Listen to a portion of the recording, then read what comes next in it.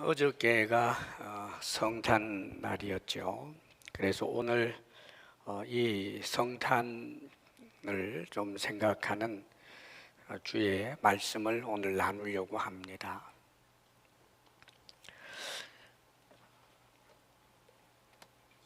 예수님께서 이 땅에 태어나실 때 여러 가지 일화들이 있지만 그 일화 가운데 하나를 성경은 보도해 주고 있습니다. 지금 우리가 읽은 말씀도 그 중에 하나입니다.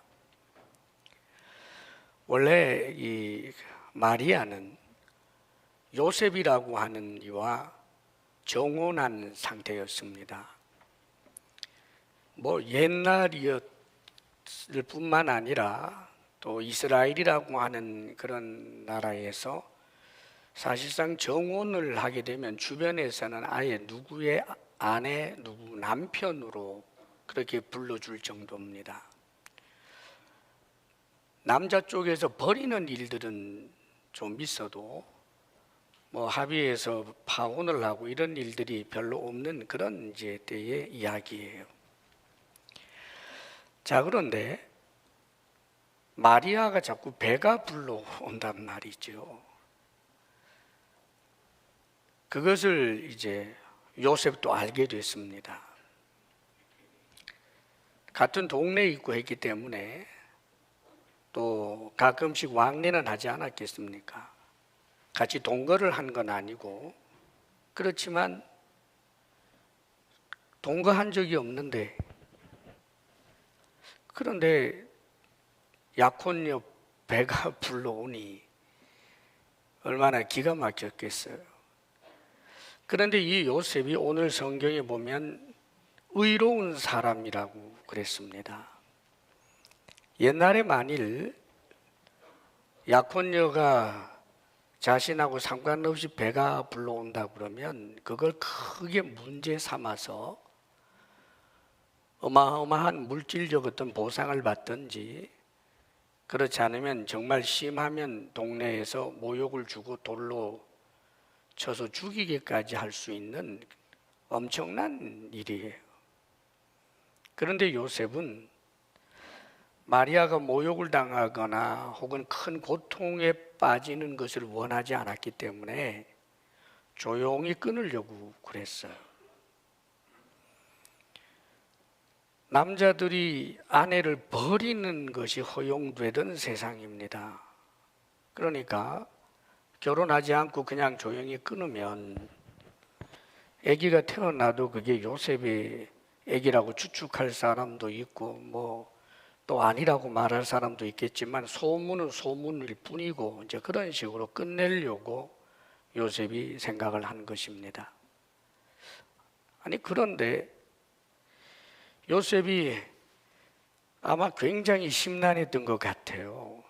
왜냐하면 마리아하고 정혼을 하기로 했을 때 마리아를 어릴 때부터 말하자면 보아왔던 사람이고 굉장히 정숙하고 아주 훌륭하고 아름다운 여인으로 그렇게 생각하고 있는데 조용히 끊고자 하지만 그 마음이 오죽했겠어요. 그래서 이 일을 가지고 고민을 하고 있는데 깜빡 잠이 들었지 뭐예요. 그런데 꿈속에서 하나님의 천사가 나타나서 말씀하시는 겁니다. 다윗의 자손 요셉아, 그래요. 이 요셉은 다윗의 자손이에요.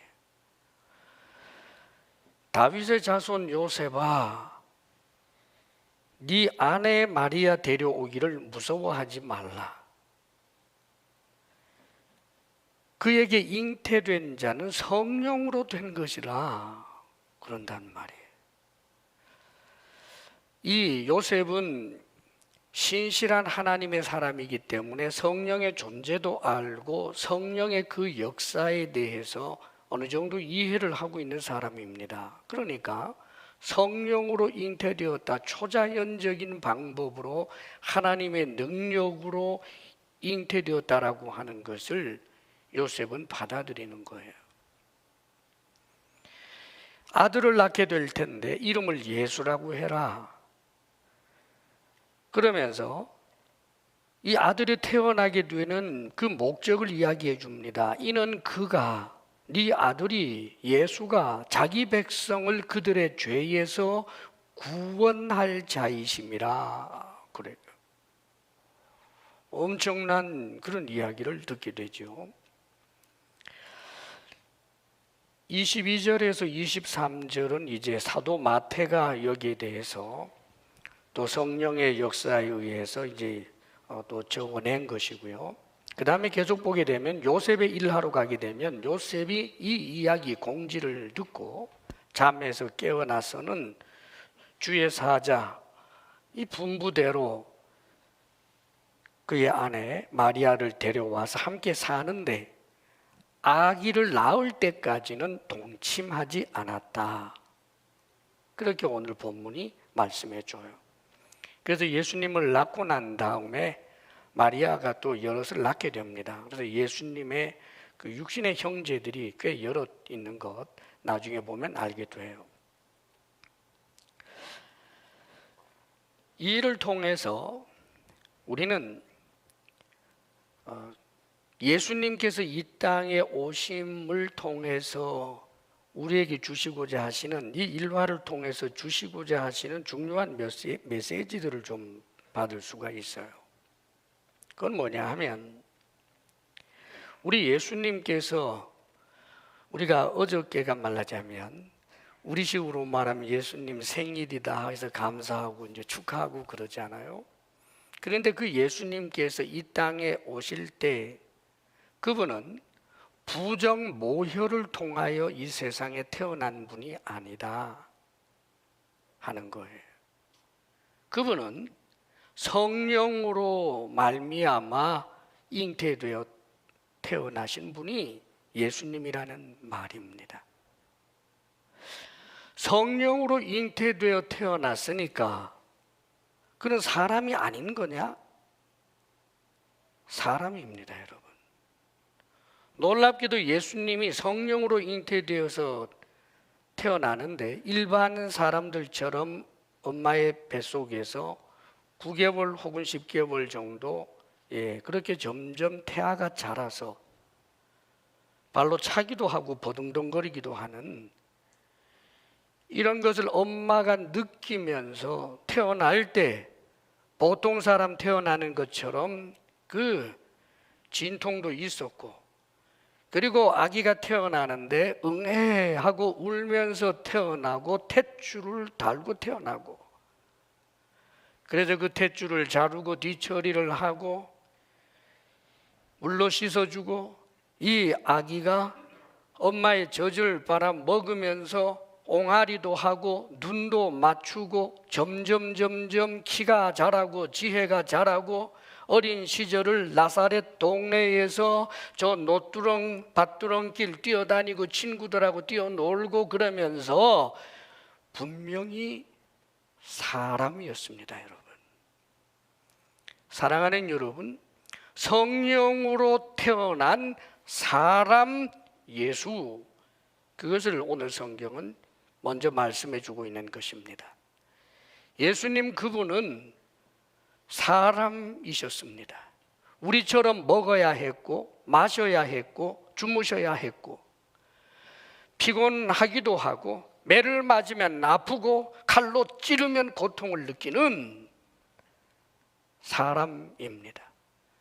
성령으로 잉태된 분이기 때문에 십자가에서 전혀 고통을 느끼지 않아도 되는 그런 분이 아니고 완벽한 사람이었다는 것을 말씀해 줍니다.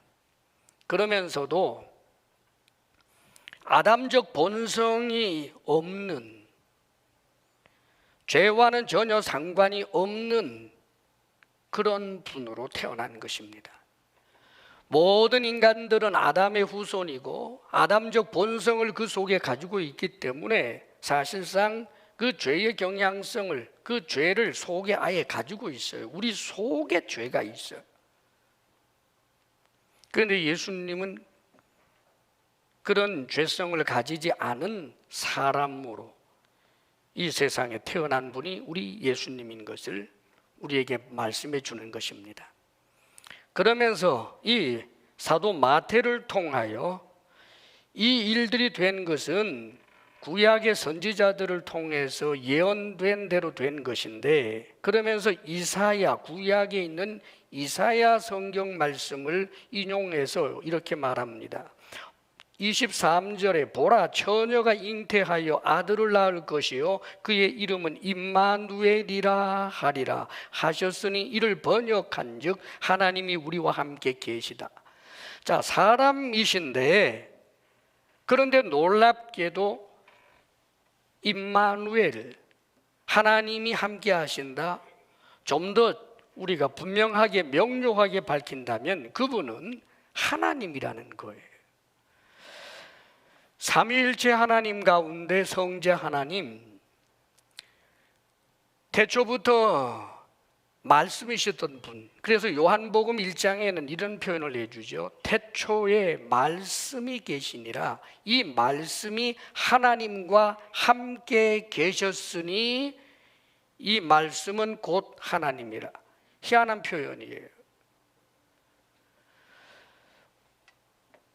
많은 유대인들이 이렇게 알고 있는 영이신 그 하나님과 함께 있는 하나님, 말씀이신 하나님, 하나님의 아들이신 하나님, 성자 하나님이란 말입니다.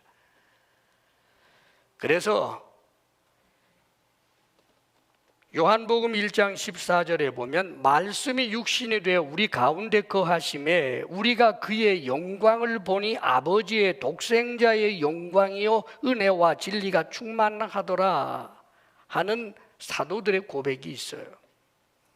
이들은 영원 전부터 존재하신 말씀이신 그 하나님, 아버지 하나님과 구별되는 그 아들 하나님이 육신이 되어서 우리 가운데 거하시는 것을 그들이 경험을 했어요. 그들이 입을 모아서 하는 말이 우리가 그의 영광을 보니 아버지의 독생자의 영광이라고 표현합니다. 하나님의 아들의 그 영광, 그리고 은혜와 진리가 충만하더라. 그리고 조금 더 뒤로 가게 되면 본래 하나님을 본 사람이 없으되 아버지 품속에 있는 독생하신 하나님이 나타내셨느니라. 아버지 하나님은 영이시기 때문에 어느 누구도 볼 수가 없어요, 여러분. 그런데 보이는 하나님, 누군가 하나님의 아들, 독생하신 하나님, 육신이 되어 이 땅에 오신 예수 그리스도, 그분을 통해서 우리는 하나님을 봅니다. 그렇기 때문에 하나님의 아들을 다르게 표현해서 하나님의 형상이라고도 표현하는 거예요. 볼 수 있게 해주시는 분, 그 성자 하나님이 아예 사람이 되셔서 사람 사이에 거하게 되었고, 그래서 함께 하시는 하나님을 경험하게 된 것을 이야기하는 거예요. 자, 우리식으로 말한다면 어저께 육신의 예수님은 생일인 셈이죠. 그 예수님께서 이 땅에 오신 것이 역사적인 사실인데, 그런데 이 세상에서는 잘 알지 못하고 안다고 할지라도 지식으로는 알지만 비웃을 거리고 믿지 못할 거리지만, 그런데 우리는 예수님이 성령으로 잉태되었다, 부정모혈이 아니고 남녀의 그런 관계를 통하여 태어난 분이 아니고 창세기 때부터 이미 여자의 후손으로 오실 그 메시아 하나님의 능력으로 말미암아 여인의 몸을 빌려서 이 땅에 오신 사람이요, 동시에 그분에게는 하나님이 충만한 모든 것이 가득한 바로 그분이 우리가 믿는 예수님이라고 하는 사실을 사랑하는 여러분, 성도들은 믿습니다. 사랑하는 여러분, 믿어집니다. 이상하게 믿어집니다. 그러나 어떤 경우에도 이것을 도저히 믿을 수 없는 이들이 있어요. 성령으로 잉태되었다라고 하는 사실이 믿어지지 않는 분이 있습니다. 나사렛 예수가 사람이면서 동시에 하나님이라고 하는 사실이 안 믿어지는 이들이 있습니다. 예수님 참 좋아요. 예수님은 그분은 사랑이 많은 분이에요. 인류의 스승이에요. 그래서 그분의 가르침을 내 삶의 좌우명으로 살고 싶어요. 그렇게 해도 이상하게 예수님이 성령으로 말미암아 잉태되었다. 예수님은 사람이면서 동시에 하나님이다라고 하는 사실을 결코 믿지 못하는 이들이 있습니다. 사랑하는 여러분, 믿으십니까? 우리가 조금 전에도 사도신경으로 신앙을 고백할 때 성령으로 잉태되었다라고 하는 것을 고백했습니다. 이것이 믿어지는 이들이요, 저는 말합니다. 복 있는 사람들입니다. 하나님의 백성이기 때문입니다, 여러분. 자, 주님께서 그러면 이 땅에 오신 목적이 있어요. 21절 말씀을 우리 같이 한번 읽어보겠습니다. 21절 시작. 아들을 낳으리니 이름을 예수라 하라. 이는 그가 자기 백성을 그들의 죄에서 구원할 자이심이라 하니라. 예수님이 이 땅에 오신 목적은 자기 백성을 그들의 죄에서 구원하시기 위해서 오셨다는 거예요, 여러분. 죄에서부터 구원한다. 이것은 삶이 가지고 있는, 인간이 가지고 있는 모든 비참의 근원을 이야기하는 것입니다, 여러분. 죄의 문제가 해결되면 인간의 모든 비참의 문제가 다 해결되는 거예요. 인간은 늙고 병들고 죽어요. 왜 그렇습니까? 죄 때문에 그래요. 죄로 말미암아 인간은 비참한 존재가 되는 것입니다, 여러분. 늙기를 원하지 않아도 늙어야 하고, 내 삶의 환경이 내가 원하지 않았는데도 불구하고 좋지 못한 그런 환경으로 굴러떨어지는 일들, 지진이, 기근이, 경쟁이, 여러 가지 구조적 모순과 부조리가 가득한 이런 비참의 현실들, 그뿐만 아니라 이렇든 저렇든 늙고 원하지 않았는데 병들고 건강하다고 큰 소리를 쳐도 갑자기 확 죽어버리는 이 비참한 존재가 인간입니다. 그러면 이 문제가 어디로부터 왔는가? 죄로부터 오는 거예요. 우리는 다 죽어요. 다 죄인이기 때문입니다. 우리가 왜 죄를 짓습니까? 죄를 지어서 죄인이 아니라 죄인이기 때문에 죄를 짓게 돼요. 내 속에 죄가 있는 걸요. 송충이가 송충이기 때문에 솔잎을 먹듯이 내 속에 죄가 있기 때문에. 그래서 죄 짓는 존재, 죄인은 결국은 비참하게 살다가 언젠가는 죽고 죽을 뿐만 아니라 영원히 지옥 형벌 받을 수밖에 없는 비참한 존재가 누군가? 인간입니다, 여러분. 그런데 이 인간의 비참의 문제를 해결해 주기 위해서 오시는 거예요. 그래서 그분은 십자가에 못 박혀 죽으시는 거지요. 그런데 이렇게 표현이 이렇게 되어 있어요. 자기 백성을 그들의 죄에서 구원할 자라고 표현해요. 자기 백성. 예수님께서 십자가에 못 박히신 것은 사실상 인류의 모든 죄를 대속하는 일이 틀림이 없어요. 그러나 인류가 기계적으로 다 구원받는 게 아닙니다. 예수님께서 십자가에 못 박혀 죽었다고 해서 그러면 모든 인류는 자동적으로 죄의 문제가 해결되고 자동적으로 영생으로 이어질 수 있는 거 아니에요. 믿는 사람, 믿음이 있는 사람, 예수 그리스도를 믿고 예수님께서 하신 그 약속의 말씀을 믿는 사람, 그 믿는 사람이 하나님의 백성이고 결국은 그 믿는 사람에게만 죄 용서하심을 받는 혜택을 누리게 되기 때문에 결과적으로 자기 백성을 그들의 죄에서 구원하는 경우가 되어버리고 마는 것입니다. 사랑하는 여러분, 우리가 자기 백성, 우리 주님의 백성으로서 죄의 문제에서부터 해결되기 위해서 가져야 할 것은 무엇이겠습니까? 믿음이에요.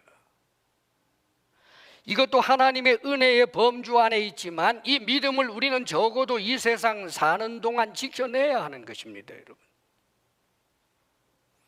믿음을 한 번 주시면 그것은 저절로 열매 맺는 것이 아니라 붙어 있어야 돼요. 나는 포도나무요 너희는 가지니 네가 내게 붙어 있어야 열매를 맺는다고 말씀하셨기 때문에 마귀가 믿는 사람까지라도 타락하여 믿음에서 떠나도록 역사하는 존재라고 성경은 누누이 말씀해 주고 있기 때문에 그래서 우리는 이 믿음을 지켜야 하는 것입니다, 여러분. 우리가 믿을 수 있는 또 그 믿음을 끝까지 붙들 수 있는 확고한 보장이 하나 있어요, 여러분. 오늘 말씀 22절에 이렇게 말씀합니다. 22절 다 함께 읽어봅니다. 시작. 이 모든 일이 된 것은 주께서 선지자로 하신 말씀을 이루려 하심이니 이르시되. 놀라우신 하나님께서 아주 단순한 원리 하나를 우리에게 가르쳐 줍니다. 이 모든 일이 된 것은 주께서 선지자로 하신 말씀을 이루려 하심이니 그래요. 예수님께서 성령으로 잉태되었다, 처녀에게서 그렇게 태어났다, 남자와 상관없이 태어났다라고 하는 것은 저 갈릴리에 있는 어떤 어부들의 주장이 아니라 그 말이에요. 이것은 이미 구약의 선지자들로부터 약속되어 있었던 말씀이라는 것입니다, 여러분. 그 약속된 하나님께서 이미 선지자를 통하여 하신 말씀을 하나님께서 의지를 가지고 이루시는 분. 복음이 무엇입니까? 하나님의 약속이에요. 하나님의 그 약속을 하나님 쪽에서 하늘과 땅과 그 가운데 모든 것을 창조해 내신 그 능력의 하나님이 당신의 의지를 세워서 반드시 하신 말씀대로 이루신 분이기 때문에 우리는 그 약속의 말씀을 신뢰하고 믿을 수 있는 것입니다. 할렐루야. 사람 사이에도 약속이 있지요. 그러나 우리는 압니다. 우리가 아무리 착하고 좋은 사람이라고 할지라도 그 약속에 대해서 절대적일 수는 없다는 것 말입니다, 여러분. 좀 재미있는 이야기가 있더라고요. 복권을 사면서 야, 이거 대박 나면 반 나누어 줄게 그랬다가 정말 그 당첨이 되니까 어떻게 됐을까요? 뭘 어떻게 돼요? 말 바꿨지. 큰 이익 앞에서 혹은 큰 손해 앞에서 사람들은 말을 바꿔요.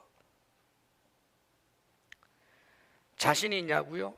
아무도 장담 못합니다, 여러분. 그게 인간이에요. 속에 죄가 있으니까.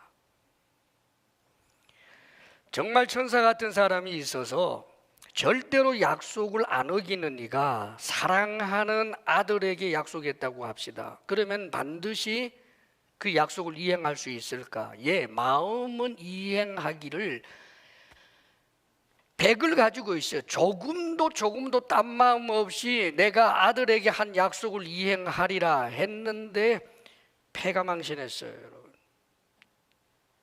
거지가 됐단 말이에요. 어떻게 약속을 지켜요? 능력이 안 따라오는 경우가 있다고요. 사랑하는 그에게 내가 반드시 이런 일을 해주리라 그래서 기쁘게 달려가던 중에 차 사고 나서 죽어버리는 것도 인간인데 약속을 이행할 능력도 부족하고 약속을 이행해 낼 만큼 심지가 맑고 깨끗하지도 못한 존재가 인간이지만 그러나 우리 하나님은 신실하시되 우리처럼 요동하고 유혹받고 흔들리는 분이 아닐 뿐만 아니라 당신은 당신의 약속을 지켜낼 만한 능력이 있는 영원하신 분이기 때문에 그러므로 사랑하는 여러분, 그분이 하신 약속의 말씀을 믿는 것이 믿음입니다. 그분의 존재를 믿고 그분이 하신 약속의 말씀들을 믿는 것, 이것이 믿음이고, 이런 믿음이 있는 자를 일컬어 하나님의 백성이라고 말하는 거예요. 전날에 우리 하나님께서 구약에서도 당신께서는 하신 말씀을 반드시 이루시는 분이다라고 하는 것을 끊임없이 반복해서 보여주고 가르쳐 주십니다.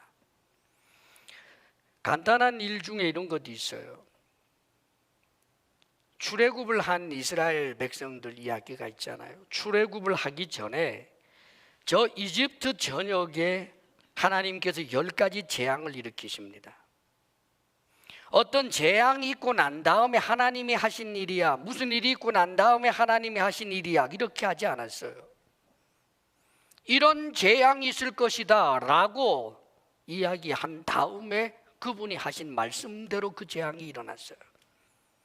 10번이나 그렇게 반복됐습니다. 무엇을 가르쳐 주시는 것입니까? 하나님께서 말씀하시면 말씀하신 대로 이행이 된다는 거예요. 그러므로 믿어라. 내가 한 말을 믿어라. 선지자를 통하여 너희들에게 준 약속의 말씀을 믿어라. 하나님께서 그것을 요구하고 있는 것입니다, 여러분. 신약으로 와서 우리 예수님께서 이 땅에 오셨을 때 사람들과 더불어 살면서 그분이 근본적으로 하나님의 본체에 속하는 분 아닙니까? 그렇기 때문에 사람이면서 하나님으로 이 땅에 계시던 예수님께서도 당신이 하신 말씀은, 그 약속은 반드시 이루어진다라고 하는 것을 끊임없이 반복적으로 보여주십니다. 그것을 어떤 때는 표적이라고도 표현해요. 중풍병자에게 네 자리를 들고 가라 그랬더니 중풍병자가 자리를 들고 갑니다. 말씀하셨으니까 말씀하신 대로 된 거예요. 죽은 지가 나흘이 돼서 냄새가 나는데도 불구하고 나사로야 나오너라 하니까 죽었던 나사로가 온몸이 칭칭 동년 맨 채로 뒤뚱뒤뚱 나와요. 죽은 소녀에게 달리다굼 하니까 일어났어요. 왜요? 어떻게 살았습니까? 말씀하셨으니까. 살아나라고 하니까 살아나는 거예요. 하나님의 말씀은 말씀하신 대로 된다는 것을 계속해서 보여주셨어요. 심지어는 이런 일화까지 있습니다. 우리 주님께서 마태복음 17장에 보게 되면 어떤 내용이 있느냐 하면, 가버나움이라고 하는 그 이제 꽤 번성한 도시예요. 거기에 예수님 일행이 좀 머물러 있었는데, 그때 마침 베드로가 바깥에 나왔다가 성전세를 거두는 사람을 만나게 돼요. 성전세를 거두는 사람이 시몬 베드로를 보면서 당신 선생님은 성전세를 안 내느냐? 그래요. 반세겔이라고 하는 액수를 내야 된단 말이에요, 성인들은. 그랬더니 베드로가 내신다. 뭐 그 돈 없을까 봐 그 뜻이에요. 아유, 내 주고 말지, 내신다. 염려하지 마. 이러고는 예수님이 계시는 곳에 들어갔어요. 들어가자마자 예수님께서 시몬아, 네 의견을 한번 이야기해봐라. 세상의 임금들이 세금을 받을 때 자기 아들에게 받느냐 타인에게 받느냐? 타인에게 받습니다. 그렇지? 하나님의 아들인 아들들이 성전세를 낼 이유가 없겠지. 그러나 저 사람들이 실족하지 않도록 우리가 내줘야겠다. 그러면서 이렇게 말씀하시는 거예요. 시몬아, 너 여기 바다에 나가서 낚시를 던지면 첫 번째 올라오는 물고기의 입을 열면 거기 동전 한 세겔이 있을 거다. 그러면 그 동전 한 세겔을 가지고 가서 나와 너의 성전세로 내고 오렴 그랬어요. 사랑하는 여러분, 돈 한 세겔이 없어서라고요? 아니에요, 여러분. 예수님을 따르면서 예수님 옷과 먹을 것과 이런 것들을 챙겨주는 사람, 또 여기저기서 헌금들을 해주기 때문에 그래서 회개까지 뒀어요. 그 회개가 누구였어요? 가룟유다잖아요. 한 세겔이라고 하는 돈이 없겠습니까? 그런데 왜 예수님이 이렇게 했을까요? 예수님이 하신 말씀대로 일은 일어난다는 거예요. 사랑하는 여러분, 이게 진리입니다. 그러므로 우리가 예수님을 믿는다라고 하는 것은 복잡함이 아니에요. 주의 말씀을 믿는 것입니다. 주님께서 우리에게 하신 그 약속이 바로 복음이에요. 하나님이 세상을 이처럼 사랑하사 독생자를 주셨으니 이는 그를 믿는 자마다 멸망치 않고 영생을 얻게 하려 하십니다. 영접하는 자 곧 그 이름을 믿는 자들에게는 하나님의 자녀가 되는 권세를 주셨다. 우리 예수님께서 당신의 입술로서도 끊임없이 말씀하셨습니다. 뭐라고 말씀하십니까? 나는 아브라함보다 먼저 있었다. 진리였어요. 그러나 사람들은 돌을 들어서 때리려고 합니다. 아브라함 고대의 사람인데, 그런데 아브라함보다 먼저 있었다라고 말하니까 황당해서 너 나이 아직 50도 안 되는데 무슨 미친 소리냐 그러면서 돌로 때려 죽이려고 해요. 그러나 예수님은 진리를 말했고 그들이 믿지 못했을 뿐이에요. 믿지 못함으로 하나님의 백성이 아닌 것이고 믿음으로 하나님의 백성인 것입니다.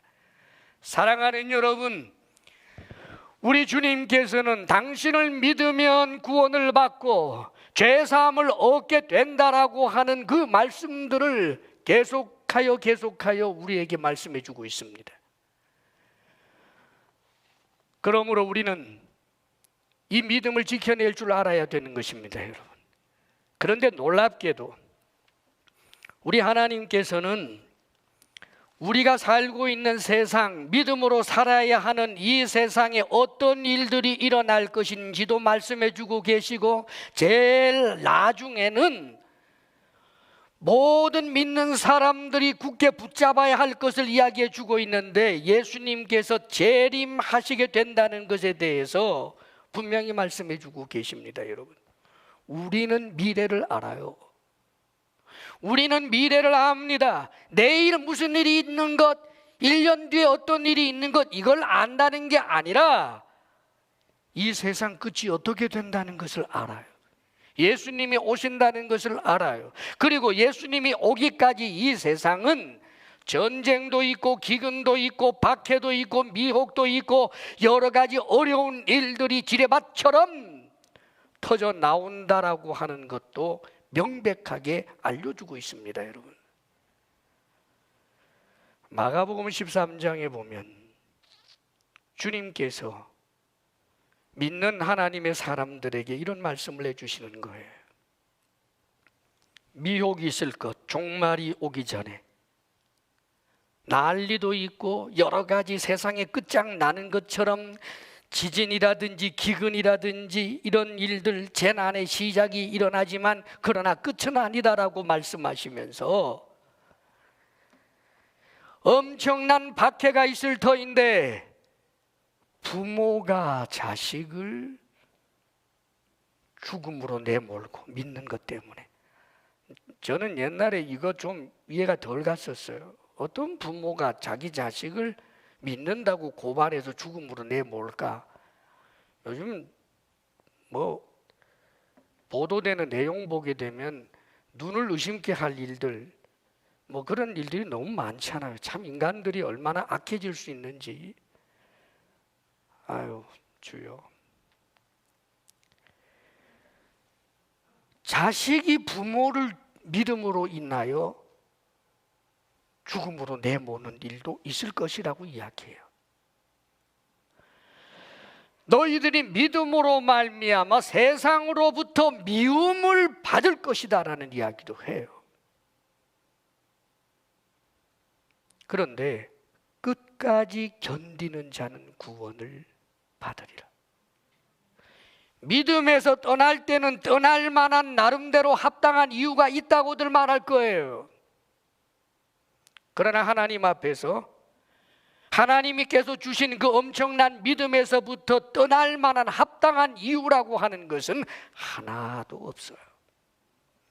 돈 때문에도 떠나면 안 됩니다. 엄청난 불이익이 있을까 봐 믿음에서부터 떠나면 안 됩니다. 직장에서 왕따 되는 게 싫어서 믿음에서부터 떠나서는 안 됩니다.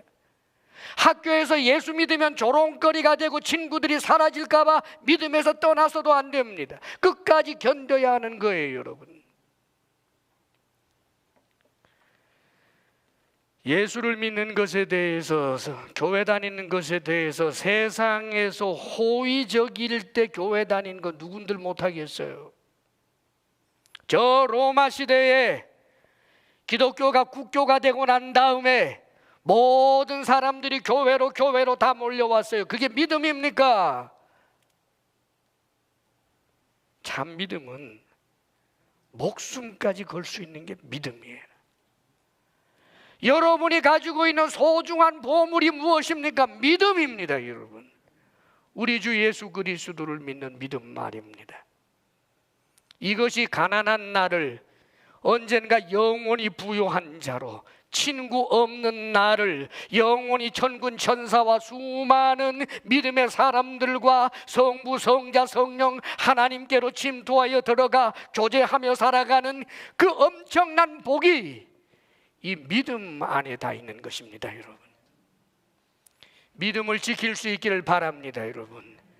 교회에서 누가 더 크냐 기재기하다 그걸로 실망하고, 교회에서 누가 내 흉봤다라고 해서 그것 때문에 얼굴 붉히고 다투다가 결국은 예수 안 믿겠다고 이렇게 소리를 지르는 것, 얼마나 어리석고 유치한 일인지 아십니까, 여러분?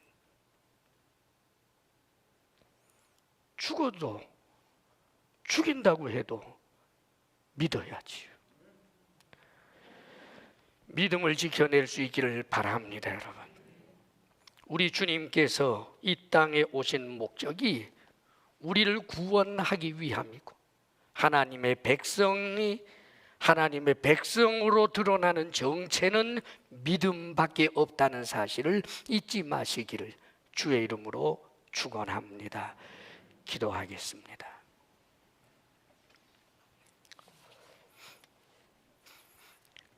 아버지 하나님, 죄로 말미암아 비참해진 우리 인생을 구원하기 위하여 오신 주님을 찬양합니다.